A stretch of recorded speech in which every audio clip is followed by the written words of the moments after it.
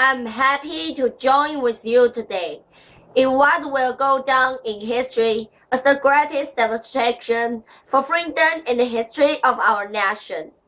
5 years ago, a great American in whose symbolic shadow we stand today. Since the Emancipation Proclamation, this momentous decree came as a great light of hope to millions of the Negro slaves who had been seared in the flames of withering injustice. It came as the joyous daybreak to end the long nights of the captivity. But 1 year later, the Negro still is not free. Or 100 years later, the life of the Negro is still sadly crippled by the menaces of segregation and the chance of discrimination. 1 year later, the Negro lives on a lonely island of poverty in the midst of vast oceans of material prosperity. 1 year later, the Negro is still languishes in the corners of American society and finds himself an exile in his own land. And so we come here today to dramatize a shameful condition. In a sense, we come to our national capital to cash a check. When the architects of our republic wrote the magnificent words of the Constitution and the Declaration of Independence, there were seen a promissory note to which every American was to fulfill. The note was promised that all men, yes, black men and as well as white men, would be guaranteed the unalienable rights of life, liberty, and the pursuit of happiness. It is obvious today that America has devolved on the promissory note, insofar as her criticisms of color are concerned. Instead of honoring this sacred obligation, America has given the Negro people a blank check, a check which has come back marked insufficient funds.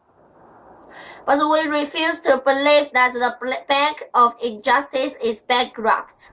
We refuse to believe that there are insufficient funds in the greatest vault of opportunities of the nation, and so we come to cash this check, a check that will give up on a demand that reach of freedom and the security of injustice.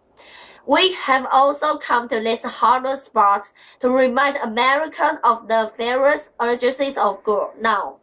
This is no time to engage in the luxury of cooling off or to take to tranquilizing drug or the fertilizer. Now is the time to make the real and promise of democracy. Now is the time to rise from the dark and the desolate valley of segregation, to sunlight path of the racial injustice. Now is the time to lift our nations from the quicksand of the racial injustice to the solid rock of brotherhood. Now is the time to make justice a reality for all of God's children. It would be fatal for the nations to overlook the urgency of the moment. This vanity summer of the Negroes legislate. These centuries will not pass until there is an invigorated autumn of freedom and equalities. 1963 is not the end, but the beginning. Those who hope that the Negro needs to blow off steam and will now be content will have the rude awakening if the nation returns to a business as usual. There will be neither rest nor tranquility in America until the Negro is granted his citizenship rights. The whirlwind of the revolt will continue to shake the foundations to the nations until the bright day of the justice emerges.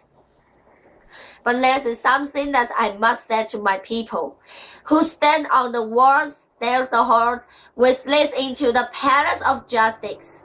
In the process of gaining our rightful place, we must not be guilty of wrongful deeds.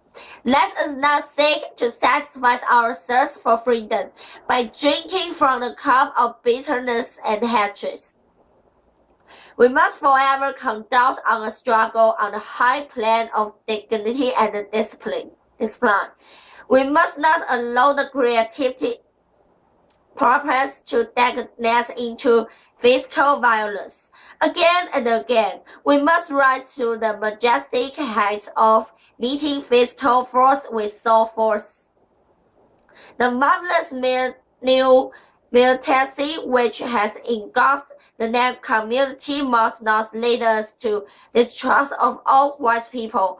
For many of our white brothers, as evidenced by the presence here today, have come to realize that their destiny is tied up with our destiny.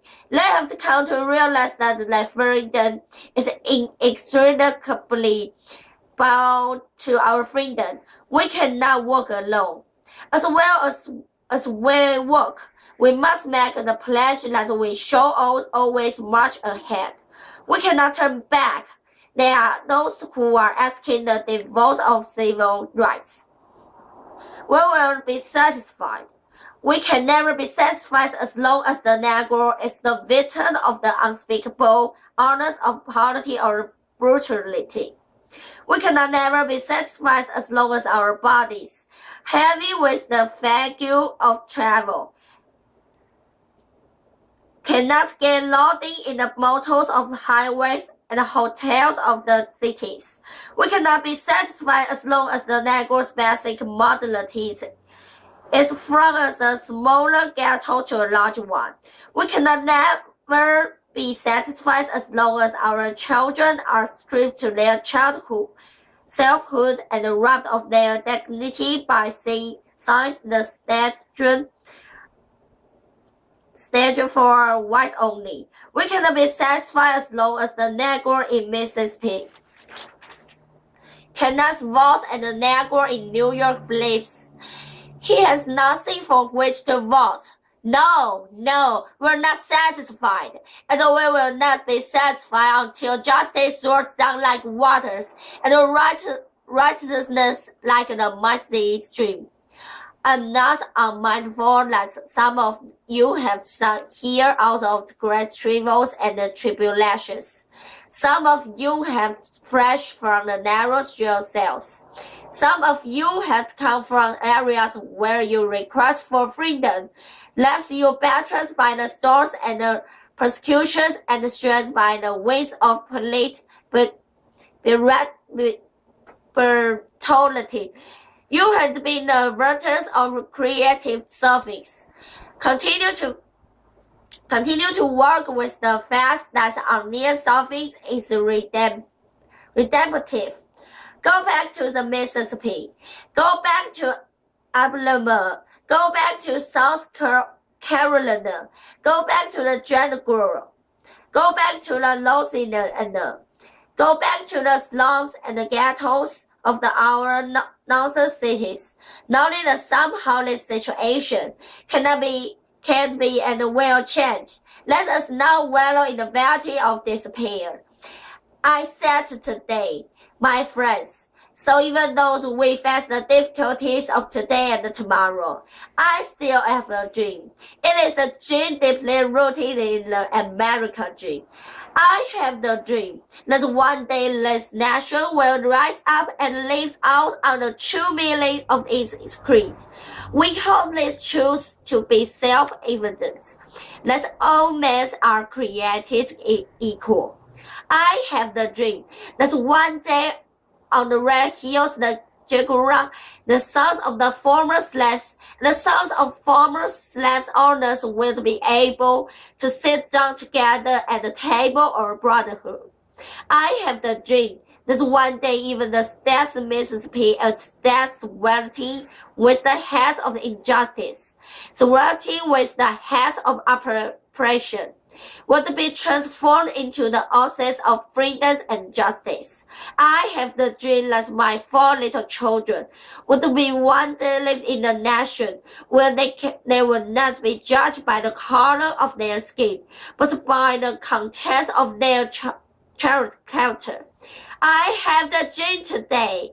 I have the dream that one day down at Alabama, with victorious relatives, with the governor having his lips dripping with the words of the interposition, and the new unification, one day right there is Alabama, where black boys and black girls will be able to join hands with the little white boys and the white girl as sisters and brothers. I have the dream today. I have the dream that one day every valley should be outlook.